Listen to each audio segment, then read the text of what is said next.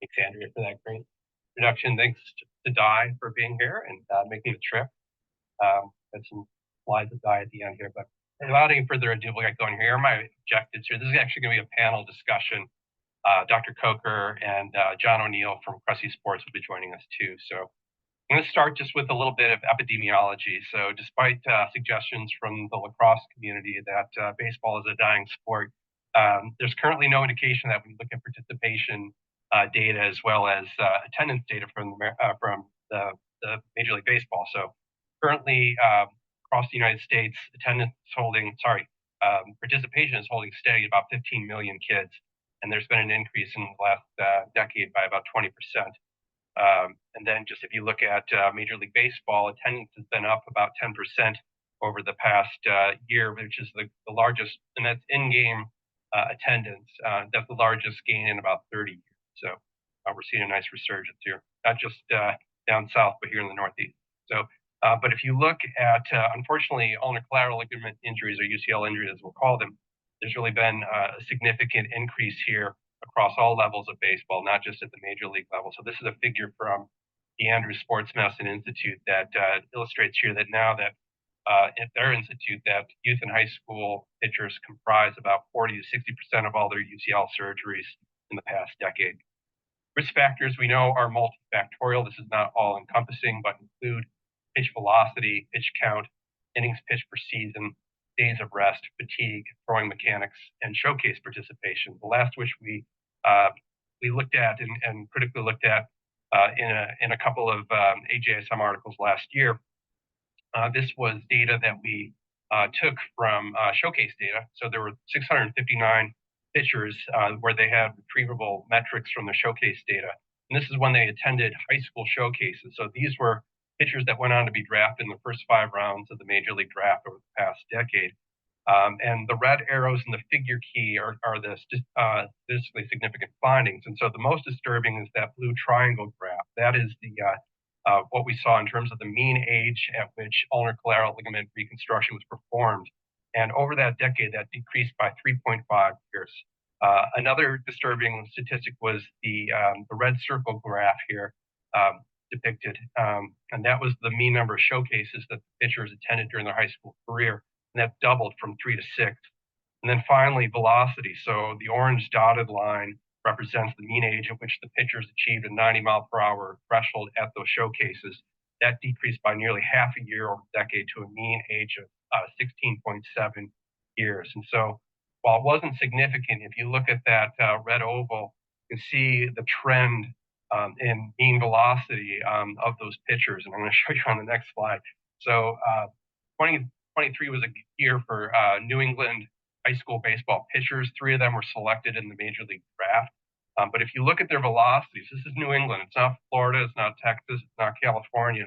This is where guys are now. And so this is kind of disturbing, right? And so it's good for them because for some of them, a select few, that's going to be very lucrative. If you look at their signing bonuses, they're all over $1 million, but this is only 3 kids, right? And so how are they achieving this? They're doing this, a lot of them are doing it through weighted ball velocity programs, which I'm not saying is the devil. You know, it's part of the training program.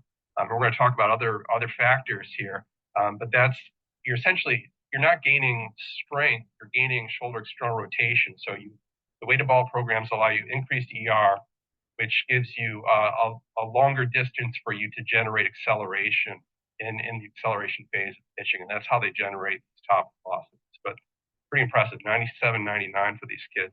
And so this is a busy slide, but if you look at the top right, this is an infographic that Jason Zaremski from Florida has put together. And it kind of shows the benefits and risks of weighted ball velocity programs. And so, yes, you can gain a mean of 2 to 11 miles per hour, but at what cost? And so we're seeing more ulnar collateral ligament injuries. We're seeing more olecranon stress fractures as well. The middle of the slide, that table, these were 6 patients I saw just this past spring, high school and college. About a third of them were high school pitchers. They're all pitchers. And the other trend that we're seeing now is this trend towards ulnar collateral ligament repair, augmentation with an internal brace. Dr. Coker is going to talk about this during the panel part of this here. So 4 out of the 6 of them had that kind of either an internal brace or a hybrid approach. It's actually becoming more common at the major league level too. So why is this technique, this internal brace and augmentation, so popular? Well, if you look at the return to play, it's about a half or even less than a half of return to play of a full reconstruction, with good outcomes so far coming out. There's just been an article that's been published in the last month or so, comparing outcomes of internal bracing to conventional reconstruction, and get to that. So, Dr. Speak more about that. So, last month, myself, Jason Zaremski, and Robbie Bowers from Emory published a commentary in CJSM about maybe the need for an updated paradigm. So if you look at pitch count and pitch smart guidelines, they've been out about 10 years now, and there are some prior iterations too, but they're 10 years old. And so the crux of these is pitch counts and days of rest, and there's some other components in there too, in terms of like number of innings and what to do with showcases and some of those following those guidelines, but they're fairly vague. And anyway, so the bottom line is they aren't being well complied with. So this guy that just came out from Erickson and colleagues last month. This was 115 high school pitchers that were surveyed, survey study. Nearly 90% of them were violating pitch count guidelines and pitch smart guidelines. And not surprisingly, the kids that could generate high velocities were most likely the offenders. And so in this commentary, we put together a series of kind of bullet points. These are kind of hot topics and contentious things that we think need to be addressed. And they range not just from the pitching restriction policies, but the workload, the weighted ball programs, the off-season training programs, which has really become such a big part of this for pitchers, particularly in the Northeast, but all over the country now. And then this issue of the surgical technique and this newer technique in the last 5-10 years that's been brought about, and is this going to change some of the management and outcomes and everything else? And is a UCL tear now a rite of passage? Is it inevitable, or is this just a trend that we're just not managing with prevention? So we put together this table, and you can see our article, but we basically talked about the need for enforcement of these pitch count policies across tournaments.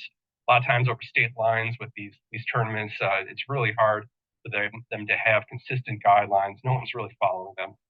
But the need for consistency and standardization there. And then we got in some other things about some of the recommendations in terms of weighted ball velocity programs for adolescent high school pitchers. A big issue is really a need for a longer ramp up before the high school season. Most of the athletic associations really only allow about 2 weeks, and serious pitchers are starting in January, a lot in December. Maybe that's too long, but again, part of this is just like the number of hours per week. How many do you need? What's the right amount? Everyone's trying to figure that out. But I think there does need to be a longer ramp up period in the spring, because we do see a lot of preseason, early season injuries that potentially could be prevented. So anyways, maybe take a look at our commentary. But anyways, we're going to keep moving on. I'm going to use this slide kind of as a template. These are some of the bullet point discussion points we're going to talk about. So this is going to be partly a panel discussion. I've got 3 nationally and even regionally recognized individuals who will be involved here, including Dr. Coker, John O'Neill, who's out at Cressy Sports Performance in Hudson. And then we're going to start with Alan Jaeger, who's kind of doing an East Coast tour right now, consulting with a lot of the Power 5 baseball conferences. If you don't know Alan, he's the creator of the J-Band. He's been a big advocate for long toss as not only an injury prevention, but a performance enhancement type modality. He's written some of these year-round throwing programs as well. And so there's, on this next slide, a little video clip here. I'm going to maybe let our AV person in the back run this clip. But in this clip, before we start, he's going to be addressing the issues that he thinks need to be addressed with pitching restriction policies, the pitch counts, and the days of rest on this slide. So if we can click on that video.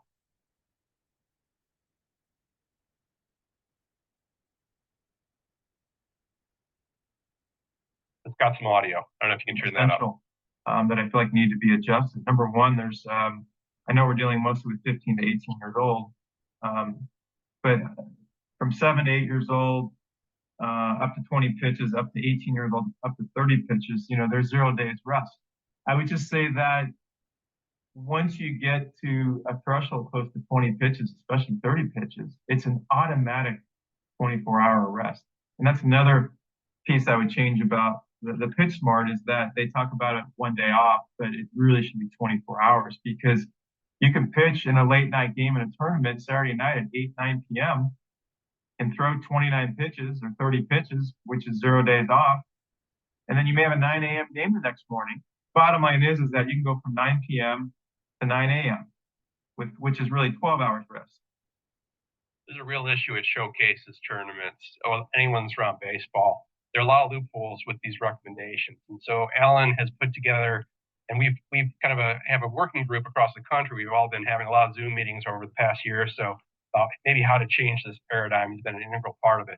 The other piece that he brings up is this issue of a 24-hour day versus a calendar day. And there's a lot of, that can be interpreted very subjectively. And that's where a lot of, when you talk about workload and overuse and fatigue, where a lot of those things come into, it's really a determined setting.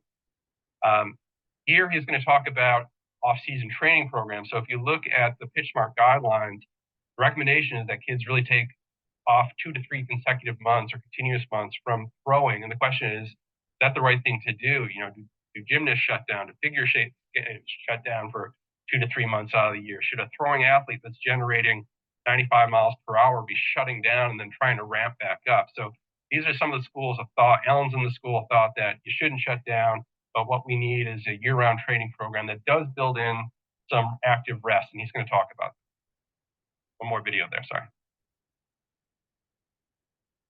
Oh, sorry. Can you go back and yep, and then just click on the bottom right-hand corner. There'll be some audio. Yeah, so I've sort of got this down in the course of a year into 2 long waves. They kind of rise up, they flow downward, and then they rise up and flow downward. So there's almost like 2 seasons in 1 year. And essentially, we like to go very conservative with the buildup, or what you call the ramp up.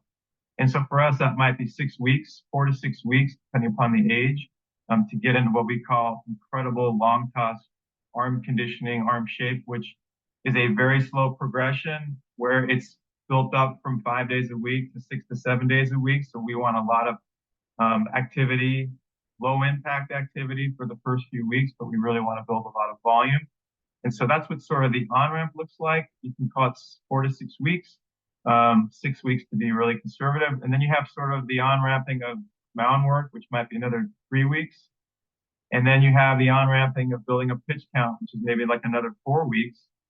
And that's when you're sort of in the in-season phase. And so now you're into the in-season maintenance. So it's the on-ramp and build-up, then you're into in-season maintenance. Then we have a deload period from Randy Sullivan, which is about a 3 to 4 week period, where you're just sort of unwinding slowly, right, from where you were.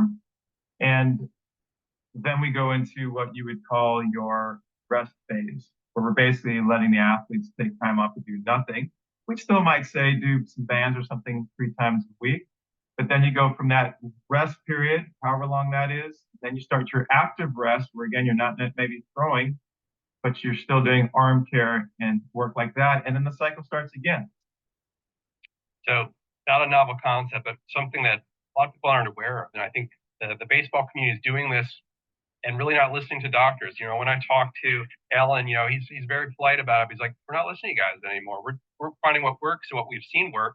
But I think there's a really good opportunity for us to integrate, and that segues right into talking with John here. John's the co-owner and director of performance at Cresty Sports Performance here in Hudson. There's also facility in Florida as well. John's got an extensive baseball background, as you can see from his bio slide, but I wanted him to talk a little bit about workload and these training programs, because I think everyone needs to know kind of what's happening in the facilities, and just share with us some of the things that you're learning over your decade or so, and just how we have the synergy between training and throwing in season, the challenges with this, but also, as you're alluding to in your outline here, just in terms of quality versus quantity, the individualization of programs, development. So medically, I think I'm the least qualified person in the room here. I was a math major. I wanted to actually be a general manager in professional baseball. That was my career goal from the age of 11 or 12. Went into that. When I was there, I felt like the physical side of it was actually way behind the numbers side of it, the analytical side of it. And so kind of pivoted at age 21, 22. So I've been in this for about a decade. Most of my day-to-day, job is actually working with athletes.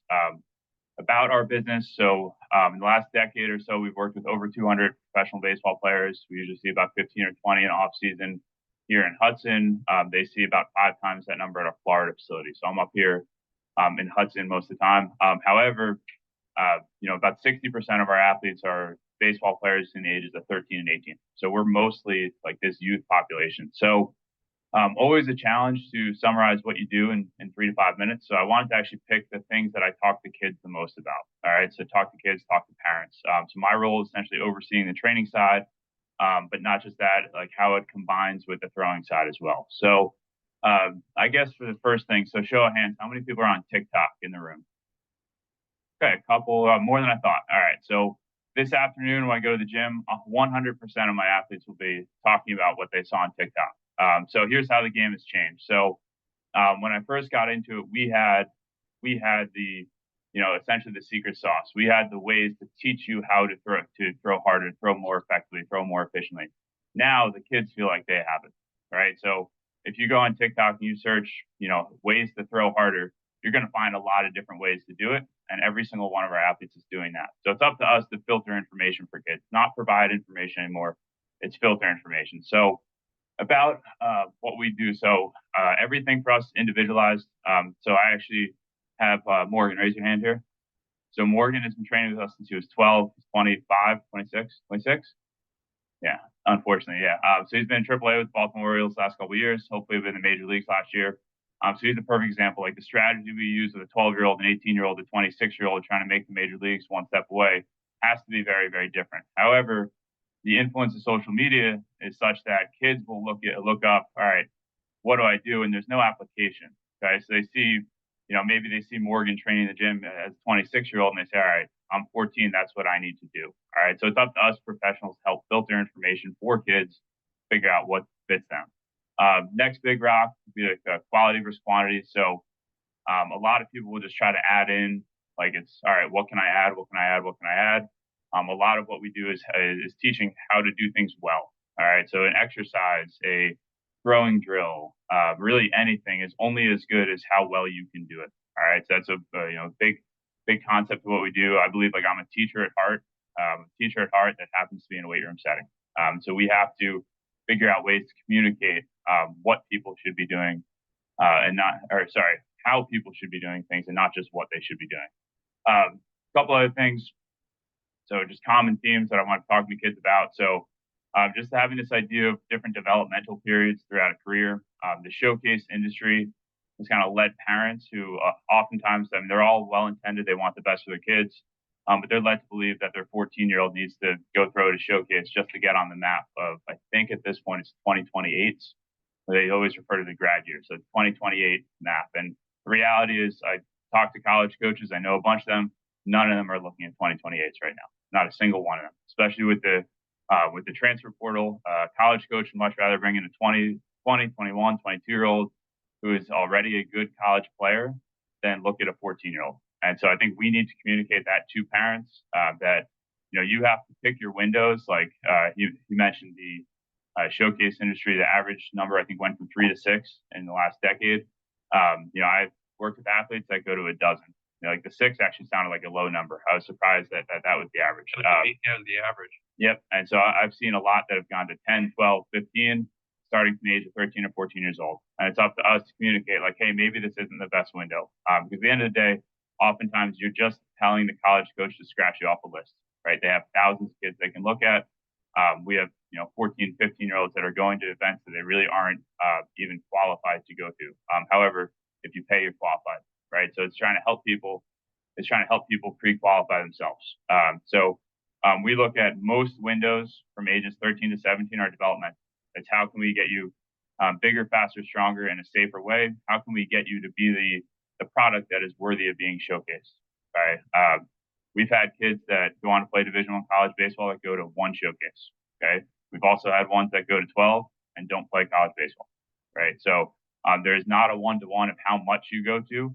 It's how good you are when you go to those things. And so there are windows like after junior year of high school, like you have the short window after junior year of high school.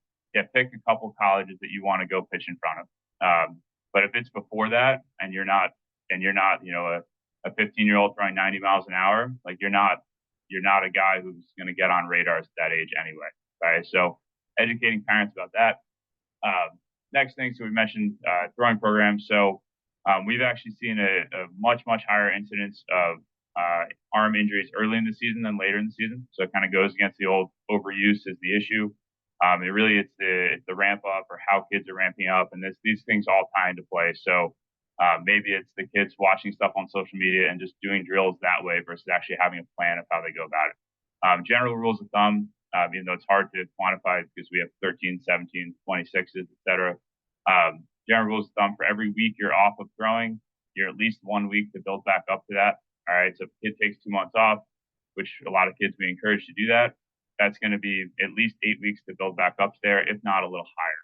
All right. So, and we try to individualize that as best we can. In terms of shutdown periods, so Alan Jager, there's a lot of thoughts or schools of thought that would lend us to believe, hey, maybe we shouldn't shut people down as much as we used to. About 50% of our athletes take the baseball out of their hand for at least 2 months. Okay. The other 50% are, that kid who maybe is a borderline college athlete who needs to, now is go time. It's not time to actually rest, because then the game will pass you by. Maybe it's the guy in AAA who is trying to make it next year. But over about 50%, if not a little higher, are at least 2 months without a baseball in their hand. And then the last thing I'll talk about. So, like I said, I'm a teacher at heart. So the analogies I'll use oftentimes with people are food related, because we all eat food. It's the one thing we all have in common here.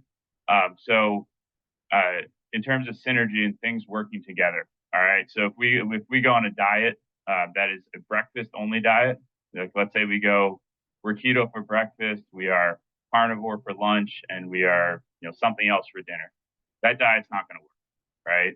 So how things work comes down to how they interplay with each other. All right. So that's a big part of my role. And so it's not the perfect training program and the perfect throwing program. It's the combo of the two, right? It's actually lining those things up. So in terms of let's say weight training, right, which is a big part of what we do, upper body training isn't a bad thing. You're going to have to move your upper body with weights at some point. However, upper body training right before a more intensive throwing day is not a good idea, right? It'd be like, crushing your legs in the weight room, then trying to run sprints outside, right? So the combo of things is what matters, and trying to educate kids on where things fit together and what the interplay of different variables is, I think is the real moneymaker for us, right? It's not so much that we're the best at training or the best at throwing. I think we're pretty good at combining those things. Pass it back to you. Thanks. Thanks, John. Thanks for being involved. Dr. Coker's going to join us. As we know, he's the chief sports medicine here at Boston Children's. He was featured in Sports Illustrated about a decade ago on an article regarding some of the UCL reconstruction and repair techniques. And he's going to take us through, I'll give you the clicker down. Good man. At the internal brace and just augmentation procedure and how it's. Yeah, thank you very much, Peter. I think it's so exciting to have Peter joining us again, who's really passionate about this area of baseball injuries and the UCL, and not only as a really expert clinician, but also doing really great research and being involved in the baseball community. So it's a real treat to have with us, Peter. So I'm going to talk about really just UCL repair and internal brace, because I think it's been a big paradigm shift in the last 5 years. And it is really quite exciting. So when you injure the UCL and you have surgery, there's 2 types of surgery you can have. UCL reconstruction, so you're replacing the ligament with a new ligament, often the palmaris or allograft or semitendinosus, or UCL repair, so you're repairing their native ligament and adding an internal brace, which is a tape to help supplement that. And that's what's really new is the UCL repair. Tommy John surgery is a UCL reconstruction. Actually, it's one of the most commonly known surgeries in the lay public. People come to us wanting Tommy John surgery when they haven't even injured their ligaments. It's kind of a bizarre thing. But the new thing is really UCL repair with internal brace. So I'll just run through what that actually looks like with a case. And so UCL repair internal brace, we do an open medial approach. So this is looking at the inside of the elbow. And the incision is often smaller than we need for UCL reconstruction. So we go through the skin, we protect superficial nerves. We then come down to our next layer, which is our flexor pronator, and identifying the ulnar nerve. So we typically identify the ulnar nerve posterior to the medial epicondyle and protect it. We then split the flexor pronator fascia. And so this is now incising that flexor pronator fascia after we've protected the ulnar nerve. We then split that fascia, and now we go down to the ulnar collateral ligament. So on the picture on the right, the white tissue at the inside the split of the muscle is the ulnar collateral ligament. Now, with UCL repair, we're doing this in situations where the tear is either proximal off the humerus or distal off the ulna. If it's a mid-substance tear, then that needs a UCL reconstruction. Turns out, I think those proximal and distal injuries are what we see more frequently in our younger pitchers, the adolescent pitcher. We incise the joint capsule. So on the picture on the left, you're now looking at the joint, the inside of the joint. So the shiny white is the cartilage of the joint, and that helps us with our landmarks. And then we get the ligament itself, which is torn. So this is a tear here distally off of the ulna. And so you can, in our pickups is the tear. We're putting an anchor into the bone. So we're drilling here for our anchor. Here's our ligament, and we're putting in the anchor with a ligament tape. The anchor has some sutures with it that we use to reattach the ligament. That's what we're doing here, reattaching the ligament.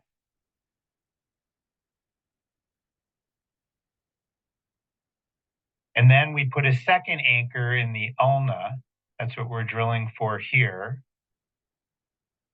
And then we use this second anchor to find the right spot and to put down this internal brace, this tape.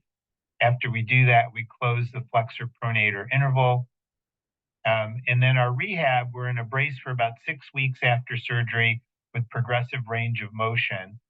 We start to throw around 4 months after surgery, and typically return to throw is around 6 months after surgery. And this is the big difference between UCL repair internal brace and UCL reconstruction. We're often starting to throw at 9 to 12 months and return to throwing at 12 to 18 months with UCL reconstruction. So the return to throwing is similar, is faster, with internal.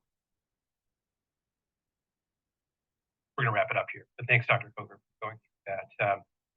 Then I just wanted to share this. This was kind of the template we're going off of. One of the problems that people brought up is like, maybe we need to reduce pitch count maximums now, because over the past decade or so, kids are getting up into those low 90s. Maybe because of the velocity, we should have a more conservative pitch count. It's an interesting concept. So these are things that we're all discussing. It'll be interesting to see what the 2.0 pitch smart guidelines are going to look like. We hope that some of these suggestions are taken in, and I think we'll stop there. Again, thanks to Di, who's featured here. But great to see you again. He's been an integral part of the Micheli Center and part of this as well. So, Dennis, do we have time for one question? Because I have a question for Peter and for John. And so I think it's often good to turn things on their head, and both of you guys work a lot with injury prevention. So I want you to describe a program to me to create UCL injuries. Create them. Yes. John, I'll let you I can speak on that. I say a lot of kids choose that without realizing it. Yeah.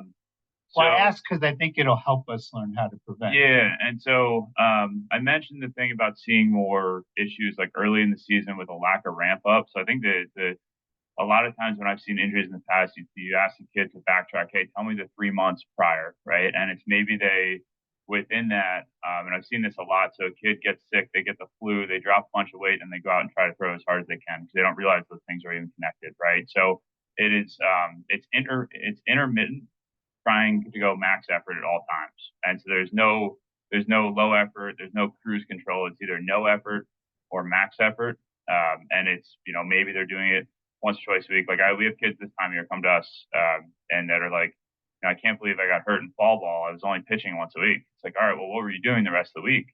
and they weren't doing anything to actually prepare themselves to pitch. They were just going out and throwing as hard as they can for a few innings every Sunday. And so those are the ones I see more often than the ones that are prepared, than the ones that, we used to talk about things like innings count. That was a big thing in professional baseball about 10 years ago. To have, pitchers, if they threw 80 innings the year before, only throw 100 or 120 the next year.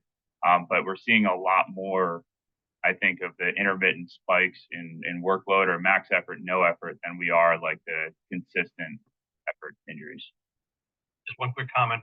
I think Alan Jaeger hits this well. He talks about reverse engineering your start date based when you start your program based on when your start date is. And one of the things we see with TikTok and all the social media is kids in Florida start February 15th. So we've got kids in the Northeast who are throwing max effort in early February with the college kids and some of the other kids. And then it's 2 more months before their first high school game. So they're maintaining this max effort early season. I think there's definitely a correlation between early season, preseason injury. I think that's a big part of this. I think we got to get this message out about if we're going to do year-round throwing, there's got to be some reverse engineering when to do it. And the ramp up is key. People really don't understand that, I don't think. Yeah, my addition would be giving every parent a radar gun. Yeah. Right. And I think this focus on velocity is so interesting. Yeah. And how to get that velocity. That seems like it's the main focus. Yeah, and so one of the things that's a good point. So like there's something called the pocket radar. It's $200. If I were a 15-year-old pitcher, that's exactly what I would want for Christmas, right? You can measure every throw on the spot. And most of our kids have something like that. If they don't have one, their friend has one. I know for us in-house, we definitely measure things just to make sure they're getting better. However, there are periods of the year where we don't put the radar gun on, and there has to be. And there's windows of the year where we do, and windows of the year where we don't. And I think that's valuable. Like you were saying, like picking those low intensity moments, and not trying to measure every throw. And if you do measure every throw, maybe it's picking like if you have an 85-mile-an-hour arm, maybe it's saying, hey, nothing crosses 80 miles an hour today because it's a lower intensity day. My comment on that would be, we just showed a slide, 3 pitchers from New England got drafted. So what's the reason a 16-year-old kid has to throw 90 miles per hour? So he can have 16 strikeouts in a high school game. Like maybe that trajectory, maybe we collectively say, all right, if you're at that age, maybe you're going to be a first-round draft. Okay, go throw 92. But for these other kids who maybe aren't physically mature and don't have kinetic chain to support that velocity, maybe you should be below 80 on a different trajectory. I think that's, I don't know how we're going to do that because money. Yeah, the kids. So I sorry to piggyback there, but the kids who are gaining more than like 4 or 5 miles an hour in a year, those to me are like yellow flags. You got to pull back a little bit. They should be at 2 to 4 miles an hour a year for several years. But thanks, everybody. These have been had some